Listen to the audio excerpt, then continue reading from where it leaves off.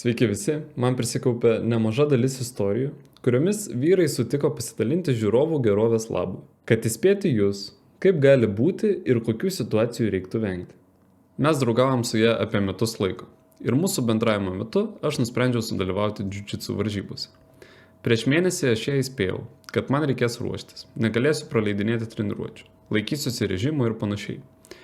Kiekvieną rytą aš vežiodavau ją į ir iš darbo. Likus 5 dienom iki varžybų, aš įspėjau ją, kad per pietus varysiu į treniruotę, pasidarysiu lengvą kardio ir nueisiu į pirtį, nes man reikėjo nusimesti dar keletą kilogramų. Bet tą dieną biškį užsisėdėjau ir vietoj to nuvariau pasportuoti vakare. Aš kaip tik jai parašiau, kad varau į salę, už valandos atsilaisvinsiu, tau kaip tik baigsis darbas ir tada užvažiuosiu tavęs paimti. Ir jie atrašė OK. Po 15 minučių ji man rašo, kad ją anksčiau paleido iš darbo ir būk geras atvažiuok manęs pasiimti. Aš atsakiau, kad negaliu. Tu gali atvaryti palauk mane salėj ir po to kartu varysim namo.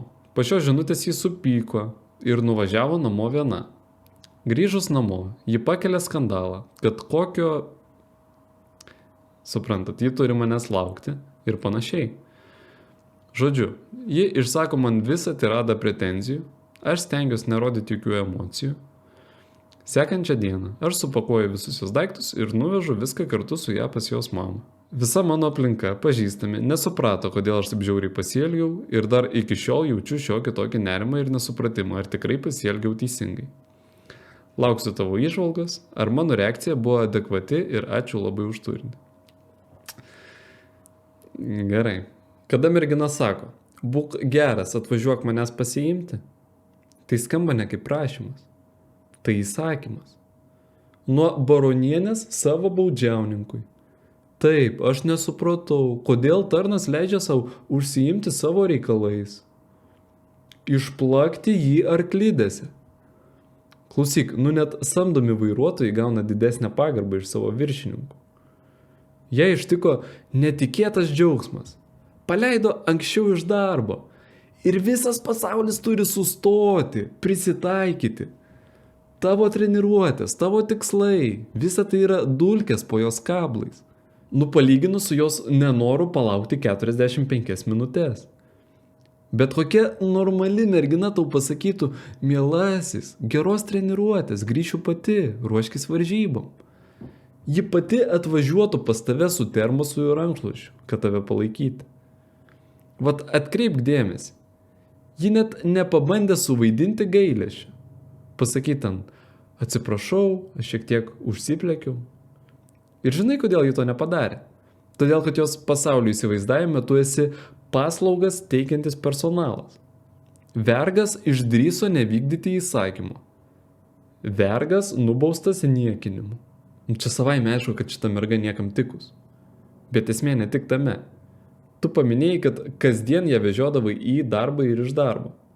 Tu suteikiai neįtikėtinai didelį komfortą ir nieko nereikalavai už tai atgal. Tu pats pasodinai ją savo ant kaklo.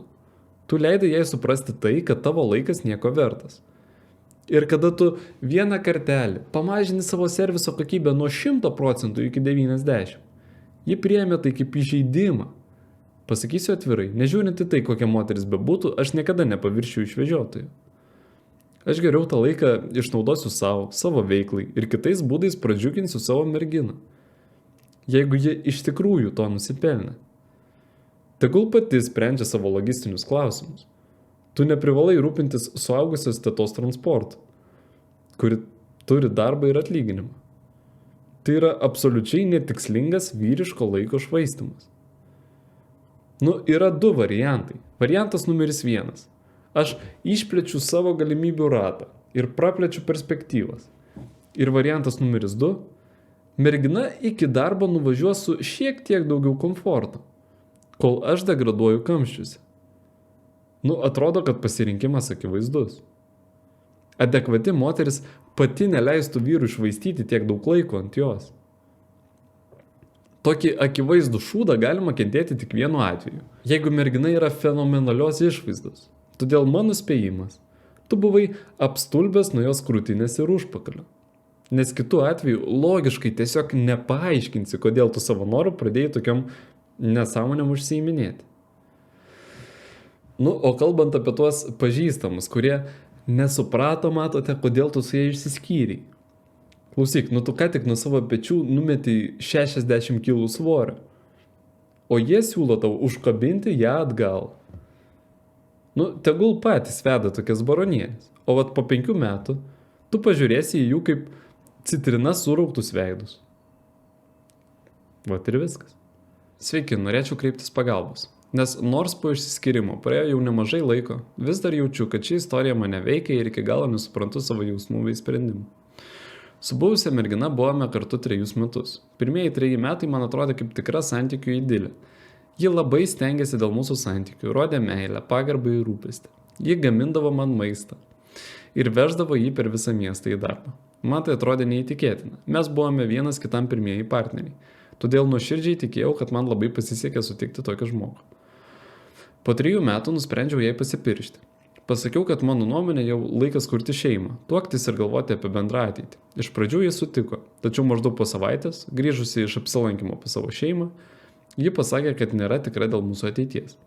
Ji teigė nežinanti, ar tikrai nori tuoktis, sakė, kad galbūt mane myli kaip draugą. Tai man buvo visiškai netikėta. Po 3 metų, per kuriuos mūsų santykiai atrodė puikus, net negalėjau įsivaizduoti, kad ji taip jaučiasi. Tai buvo tarsi žaibas iš giedro dangaus. Ji taip pat sakė, kad viduje jaučia kažkokį sunkumą ar vidinį prieštaravimą, kuris neleidžia jai priimti sprendimo dėl santuokos. Po šio pokalbio ji išėjo. Tada priėmiau sprendimą nutraukti santykius ir iš jų pasitraukti. Vis dėlto ilgą laiką mane kankino abejonės. Gal 2 ar net 2,5 metų nuolat galvojau, ar pasielgiau teisingai. Svarsčiau, ar nereikėjo elgtis mažiau radikaliai. Ar nereikėjo bandyti ieškoti būdų išsaugoti santykius. Iki šiol kartais grįžtu prie šių minčių. Viena vertus, man atrodo, kad pasielgiau teisingai, nes žmogus, kuris tikrai nori būti kartu, tikriausiai neabejoja. Taip staiga po 3 metų santykių. Kita vertus, kartais svarstau, ar nepasidaviau per greitai ir ar nebuvo galimybės visko išspręsti. Mane šiek tiek ramina tai, kad nuo išsiskyrimo praėjo jau apie 3 metai ir per visą tą laiką ji nekarto nebandė su manim susisiekti. Ji neieškojo kontakto, nebandė atkurti santykių ar kaip nors parodyti, kad nori ką nors pakeisti. Norėčiau geriau suprasti, kodėl ši istorija mane vis dar veikia, kaip susitaikyti su tuo, kas įvyko ir kaip nustoti abejoti savo sprendimu. Taip pat norėčiau išmokti sveikiau vertinti savo praeities santykius ir judėti pirmin be nuolatinių svarstymų. Kas būtų, jeigu būtų? Iš anksto dėkoju už jūsų laiką ir pagalbą. Siūlau pradėti nuo to, kad tu jos nemetei, tai ji tave metė. Egzistuoja labai limituotas kiekis variantų, kurie galėjo čia nutikti. Pirmas variantas – interesas tau jau senai geso. Tu tiesiog, kaip ir daugelis vyrų, to nepastebėdavai. Po ko tu pasiūlai jai už tavęs tikėti ir pas ją įsijungia panika. Tipo, man su šituo nuobodyla dabar reikės pūti iki senatvės? O kas jeigu aš jo visai nemyliu? Mes juk suprantam, kad jeigu jos viduje degtų ugnis, tai ji nagais įsikabintų į tokią galimybę. Dantintą žiedą sukastų, bet taip nebuvo. Tu pasiūlė jai susituokti tada, kada emocijos jau buvo nukritusi žemyn. Jeigu tu to nepadarytum, tai jūs kurį laiką dar susitikinėtum. Pusmetį ten, maksimum metus. Bet galiausiai viskas vis tiek pasibaigtų taip pat. Jūs išsiskirtumėt, ji tave paliktų. Jigi pati pasakė, kad myli tave kaip draugą. Verčiu iš moterų kalbos į lietuvių. Tu geras vaikinas, bet aš noriu įsimylėti taip stipriai, kad man nuneštų stogą. O tu negali man to suteikti. Antras variantas. Ji grįžta namo, atveža su savimi naujieną, kad jūs tuokėtės. Ir čia įsijungia kolektyvinė moterų sąmonė. Motina, vyresnė sesė, neaiškios draugės. Ir jos pradėjo plauti jai smegenis. O kas slypi jo sieloje? O kiek jis uždirba? Skaičiais. O namus turi? 3 kambarių, aš tikiuosi. Tu pažiūrėk į save, tugi gražuolė. Kam tau šitas pilkas bernužėlis? Tu visą jaunystę su juo iššvaistysi. Atsimeni mūsų kaimynę Liepą. Tai vat ji prieš mėnesį už programistų ištekėjo. Jis jai va kokią tačką nupirko. O taviškis ką? Nu tugi graži, jauna, kam tau dabar panirti šitą buiteką? Paieškok perspektyvesnio varianto. Rezultate, žinant, kad jos jausmai tavo atšalo, šitas Presavimas iš išorės davė jai legalią priežastį iš santykių išeiti. Jai detaliai paaiškino, kad tu nesi geras variantas ir greičiausiai ji su tuo sutiko. Trečias variantas tai grįžus namo, ji netyčia susipažino su kokiu nors vietiniu maču. Ir jai atsisuko varžtas. Vienoje pusėje patogus, minkštas jaunikis, kuris nuolankiai laukia savo sužadėtinės kitame mieste. Ir kontraste ji pajautė primatinę gyvulišką trauką kitam. Ji suprato, kad su tavim bus kaip prarūgusioj pelkiai, o su juo kaip karštojų ugny. Merginos iš komfortiškų santykių beveik niekada neišeina į niekur. Labai dažnai už tos frazės aš pasimetusi stovi labai konkretus Jonas iš darbo, iš Uniko ar iš gimtojo kaimo. Mes negalim pilnai atmesti to varianto, kad grįžus namo ji kažkaip susitiko su tuo personažu arba internete, ten su kažkuo pasirašinėjo. Gavo dozę pozityvių emocijų, palygino su tavim ir padarė savo pasirinkimą. Nu, jigi negali atvirų tekstų tau pasakyti. Aš noriu permiegot su kitu. Todėl jis sumaitino tau klasikinę košę nesąmonių apie užstrigusi kamuoliuką krūtinėje, apie tai, kad myli tave kaip draugą. Taip stipriai myli, kad nekartą net nepabandė susisiekti, ne? Va tu sakai, kad tave ramina tas faktas, kad per 3 metus jį nekarto tau neparašė, nesusisiekė. Šitas faktas, žinok, neturi tavęs raminti. Jis turi tau atverti akis. Jeigu jos dingimo priežastis būtų panika, draugės, blaivo proto netekimas, tai ji bent kartą per 3 metus susivoktų. 3 metai visiškos tylos gali reikšti tik vieną. Pas ją nebuvo absoliučiai tokio periodo, kada ji bent kažkiek laužytųsi ir galvotų apie tave. Ji tave jau seniausiai pamiršo ir išėjo greičiausiai ne į tuštumą. Ji prisisirbė prie kito emocijų šaltinių. Tik taip galima paaiškinti, kodėl ji taip ilgai tyli. O tai, kad pirmus porą metų ji vežioja tau maistą per visą miestą, tai nerodiklis. Tai pirmi jo santykiai. Jie elgėsi taip, kaip jai diktavo hormonai. Labas, Agatai, su buvusia partnerė buvome kartu apie 7 metus. Susipažinom dar mokyklai, kartu baigėm mokslus, vėliau apsigyvenom. Iš esmės, daug kas mūsų santykiuose mane tenkino. Mačiau, kad partnerė turėjo daug gerų savybių, todėl į santykius visada žiūrėjau rimtai. Ir ilgą laiką galvojau apie bendrą ateitį. Tačiau buvo viena problema, kuri ilgainiui darėsi vis sunkiau pakeliama – nuolatiniai konfliktai. Dažniausiai jie prasidėdavo dėl smulkmenų, tačiau labai greitai išaugdavo į didelius ginčus. Atrodydavo, kad kiekvienas nesutarimas vyksta pagal tą patį scenarijų. Gyvenant kartu tai pradėjo stipriai veikti mano emocinę būseną. Pamenu, kad savaitgalių pabaigoje dažnai jausdavau visiškai išsekęs. Vietoj poilsio didelė dalis laiko būdavo skiriama santykių aiškinimuisi. Sekmadienio vakarais suvokdavau, kad prieš akis laukia nauja darbo savaitė, o aš nesijaučiu nei pailsėjęs, nei atgavęs jėgas. Šie konfliktai iš manęs atimdavo daug energijos, emocinių resursų ir vidinės ramybės. Vis dėlto ilgai save įtikinėjau, kad tobuli santykiai neegzistuoja, o geri partnerės bruožai nusveria šiuos sunkumus. Vieno iš konfliktų metu vietoj susitaikymo išgirdau, kad ji manęs nebemyli, taip kaip anksčiau, ir nebemato bendros ateities. Tai buvo labai netikėta. Tuo metu pradėjau domėtis išsiskyrimo tema, bandžiau psichologiškai pasiruošti galimam atitolimui, tačiau galiausiai partnerės santykius nutraukė pirmoji. Man pačiam buvo netikėta tai, kaip jaučiausi po išsiskyrimo. Tikėjausi stipraus liūdesio ir emocinio sukrėtimo, tačiau vietoj to pajutau didžiulį palengvėjimą. Atsirado daugiau energijos, vidinės ramybės, pagerėjo emocinė būsena. Tik tada pradėjau suprasti, kiek daug įtampos buvau sukaupęs per santykius. Šiuo metu norėčiau geriau suprasti, kodėl ilgą laiką toleravau santykius, kurie man kėlė daug emocinės įtampos. Taip pat norėčiau išmokti atpažinti sveikus ir nesveikus santykių modelius. Suprasti savo ribas bei išsiaiškinti, kodėl po išsiskyrimo jaučiu daugiau palengvėjimo nei netekties jausmo. Norėčiau aptarti šios klausimus konsultacijos metu, pagarbiai. Papasakosiu istoriją. Apie metus laiko aš draugavau su mergina ir kas antrą, kas trečią dieną jį pakeldavo skandalą. Nu taip, kaip žadintuvas, žinot, suveikdavo. Ir žinot, kas buvo žiauriausia? Po kiekvieno konflikto aš buvau tiesiog išspaustas kaip kempinė. Miego nėra, nuo maisto pykina, spaudimas pakritęs. O ji visa pražysdavo tarsi ant mielių. Šypsena iki ausų, akis blizga, energija tiesiog skverbėsi per kraštus. Nu iš karto matosi, kad pas ją oda įsitempia kaip po švirkšto su botoksu. Ir iš pradžių aš galvojau, kad visa tai tik sutapimas. O po pusės metų supratau, kad ne.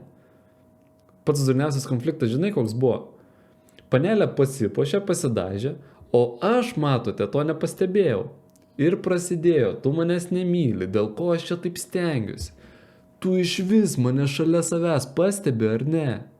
Ir aš bandau ją nuraminti, bet nuo to tik dar blogiau viskas darosi. Kuo ramiau aš jai atsakinėju, tuo garsiau jinai žviegia. Nu ir paskui aš tiesiog paimu ir išeinu. Užsėdu striukę, o ji suleidžia nagus į rankovę ir klykia per visą laiptinį. Tu bailys, tu bėgi nuo problemų. Ir aš atsimenu tada viduj savo pagalvojau, nu tu ir esi problema, aš nuo tavęs ir bėgu, viskas taip ir yra. Ir po kai kurių pykčių aš būdavau tiesiog daržovės būsenui, o ji tuo tarpu visiškai ramiai galėjo paskambinti, papliotkinti su drauge ir garsiai žvengti garsiakalbį. Ir kažkurio metu aš supratau, kad ji nenori spręsti konfliktų. Ji nori juos kurti, jai reikia mano kortizolio, jai reikia mano reakcijos. Ir prie viso to, po kiekvieno konflikto ji galėjo saldžiai užmigti. Pas ją buvo puikus apetitas, ji jausdavo palengvėjimą. O aš galėjau tik gulėti ant žemės, žiūrėti lubas. Aš jaučiausi taip, tarsi mane asfalto klotuvas pervažiavo, o tada dar atbulinį bėgį įsimušė ir dar kartą įtvirtinimui prasilėkė. Labai mažai kas kreipia į tai dėmesį. Probleminė moteris beveik negauna jokios žalos nuo konfliktų. O tu gauni. Ir baisiausia, žinot, kas yra? Psichinė isterikė perduoda tau savo bioritmus. Pas mus smegenyse yra veidrodiniai neuronai. Jie leidžia mums sinchronizuoti su tais, kas aplinkui mus. Jeigu tu susitikinėjai su isterikė arba skandaliste, tai tavo veidrodiniai neuronai pradeda kopijuoti šitą paterną. Tu pasėdi ant adrenalino supynių. Skandalas, susitaikymas, skandalas. Rezultate kas įvyksta? Kada mes išsiskyrėm, iš pradžių man viskas buvo gerai, ramu, bet po mėnesio, pusantro ar 2 mane pradeda laužyti. Man fiziškai trūko tų riksmų, tų supynių. Aš galvoju, kad jei prabūčiau su jie dar metelius ar 2, tai greičiausiai jau pilnai pavirčiau psichuotų neurotikų. Esmė tame, kad jeigu sveiką žmogų uždaryti toje pačioje patalpoje su išprotėjusiu, tai sveikas neišgydys ligonio. Jis pats išprotės, jis taps ligonis. Sveiko žmogaus psichika anksčiau ar vėliau prisiderina prie ligonio. Todėl, kad ligonis visada bus agresyvesnis. Jam nėra ko prarasti, jo realybė jau yra iškreipta. Perkalbėti jo neįmanoma. Jis neabejoja savo teisingumu nei sekundį. O tavo sveika psichika bando adaptuotis. Tu švaistai terabaitus energijos, bandydamas atrasti logiką šūdo krūvoje. Žinoma, mergina tavo isterijos vadins problemomis santykiuose. Bet pas ją jokių problemų nėra. Ji pradeda melžti tavo emocijas, kaip fermeris melžia karvės penį. Beveik kiekvienas vyras, susidurdamas su tokia moterimi, galvoja: blemba, bet kaipgi viskas buvo idealu pradžioje. Tai buvo todėl, kad ji skanavo tave, bandė išsiaiškinti tavo silpnasias pusės, apgraibom ieškojo tavo skausmingų vietų. Yra dar vienas įdomus pasikartojimas. Probleminė moteris beveik niekada neskandina tavęs, kada tu esi dugne. Nusakykim, tave atleido iš darbo, arba tu sunkiai susirgai su 40 laipsnių temperatūra. Ji tučtuojau įjungs rūpestingos moters režimą. Sultinuką paruoš, drėgną servetėlę ant kaktos uždės. Ji nedamušinės tavęs tą vakarą, bet vos tik tu šiek tiek priaugsi mėsos, atsigausi ir ji čia ir dabar įjungs apmaudo lygioj vietoj. Vienas mano klientas dėjo iki to, kad jis simuliavo ligą ir blogą savijautą. Jis tiesiog pastebėjo, kad vos tik jis apsikloja pledu, sukosėja kaip su tuberkuliozė arba pasiskundžia apie skausmą širdies zonai. Ir žmona iškart pasidaro beveik sukalbama, beveik normali. Ir pyktis jį jau pradeda ne su juo, o su savo giminaičiais. Vat ir galvokit. Sveiki, rašau, nes jau kurį laiką suku galvą dėl savo santykių ir pats nebesuprantu, ar čia aš per daug prisigalvoju, ar tikrai matau tam tikrus red flagus. Man 21 metai, gyvenu Vokietijoje, mano merginai 18. Esam kartu nelabai ilgai, bet santykiai gana rimti. Jie iš esmės yra geras žmogus, rami, švelni, nėra iš tų, kurios nuolat kelia dramas ar ieško konfliktų. Kartais net atrodo, kad ji prie manęs labai prisirišusi. Buvo situacijų, kai norėjo skirtis, bet paskui pati atvažiuodavo pasikalbėti ir prašydavo pabandyti viską išsaugoti. Bent jau man tai netrodė kaip manipulacija ar kažkoks žaidimas.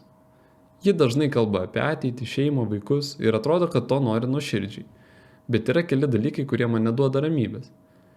Pirmas dalykas - alkoholis. Aš pats nei geriu, nei rūkau, man tai tiesiog neįdomu. O jai alkoholis atrodo visiškai normalus dalykas.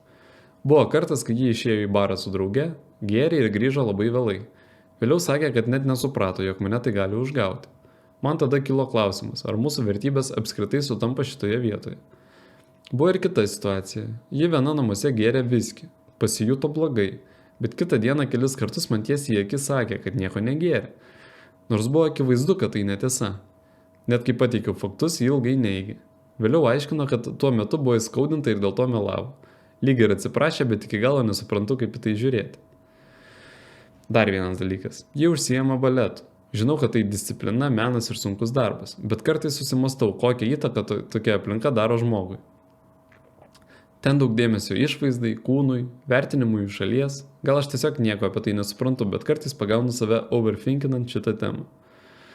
Jos tėvai išsiskyrė jau apie 10 metų. Vis tiek palaiko ryšį, šeima bendrauja. Ji labai myli savo tėtį, nors iš pasakojimų suprantu, kad jis ne visada buvo patikimas.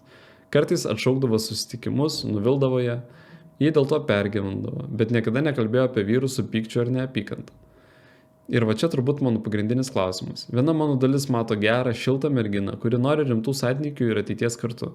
Kita dalis negali pamiršti melo dėl alkoholio, kai kurių pasiteisinimų ir to, kad kartais atrodo, jog mes skirtingai suprantam, kas yra normalios ribos santykiuose. Nežinau, ar čia tiesiog mano nerimas ir nepasitikėjimas, ar iš tikrųjų yra ženklų, į kuriuos verta atkreipti dėmesį prieš kuriant rimtesnę ateitį. Norėčiau geriau suprasti, ar mano abejonės yra pagristos ir kaip apskritai vertinti tokias situacijos santykiuose. Ačiū už jūsų laiką. Mergina teigia, kad alkoholis jai nėra problema. Po to ji stipriai nusigeria, jai pasidaro bloga, po ko ji pradeda žiūrėdama tau į akis meluoti, kad ji visiškai negėrė. Nu tai kažkokia maksimaliai išpuvusi veiksmų grandis. Vat kas man asmeniškai neduoda ramybės.